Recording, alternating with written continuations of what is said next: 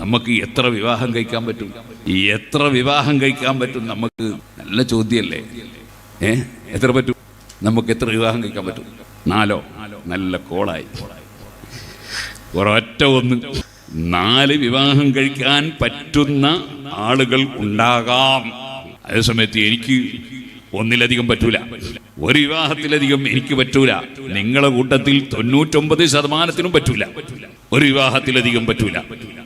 അതുകൊണ്ട് ആരും ഒന്നിലധികം വിവാഹം കഴിക്കാൻ പാടില്ല എന്ന് ഞാൻ പറഞ്ഞതിനർത്ഥം ഇല്ല. അൻകിഹൂ മാ ത്വാബ ലക്കും മിനൻ നിസാഇ മസ്നാ വസുലാസ വറുബാഅ്. നിങ്ങൾക്ക് അതേ 2, 3, 4 വരെ വിവാഹം കഴിക്കാം എന്ന് ഖുർആൻ പഠിപ്പിക്കുന്നുണ്ട്. പക്ഷേ അതിനർത്ഥം എല്ലാവർക്കും 4 വിവാഹം കഴിക്കാം എന്നല്ല. മറിച്ച് അതിനുള്ള സാഹചര്യവും ആരോഗ്യവും അതിനുള്ള നീതിബോധവും അതേപോലെ എല്ലാ ഭാര്യമാരോടും ഒരേ രൂപത്തിൽ പെരുമാറാനും എല്ലാവരെയും തൃപ്തിപ്പെടുത്താനും ഒരേപോലെ വസ്ത്രം നൽകാനും ഒരേപോലെ കിടപ്പറ നൽകാനും ഒരേപോലെ ഭക്ഷണം കൊടുക്കാനും ഒരേപോലെ അവരുടെ വീട്ടിൽ ഹാജരാകാനും, ഒരു ദിവസം ഒരു ഭാര്യയുടെ സമീപത്ത് പോയാൽ പിറ്റേ ദിവസം മറ്റേ ഭാര്യയുടെ സമീപത്ത് പോകണം. ആ നിലക്ക് പരിപൂർണമായ നീതി പുലർത്താൻ സാധിക്കുന്നവരും അതിനാവശ്യമുള്ളവരും അതിന് സാഹചര്യം ഒത്തിണങ്ങുന്നവരും, അങ്ങനെ ഒരുപാട് നിബന്ധനകൾ ഒത്താൽ മാത്രമേ ഒന്നിലധികം വിവാഹം കഴിക്കാൻ പറ്റുള്ളൂ. എല്ലാവർക്കും പറ്റുന്നത് ഒറ്റ വിവാഹമാണ്.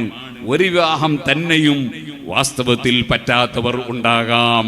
അതിനാൽ എല്ലാവർക്കും 4 കെട്ടാം എന്നാരും വിചാരിക്കണ്ട.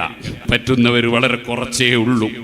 ഏതായിരുന്നാലും 4 വിവാഹം കഴിക്കാം എന്ന് പറയുന്നതിൻ്റെ അർത്ഥം 4 കഴിക്കണം എന്നല്ല.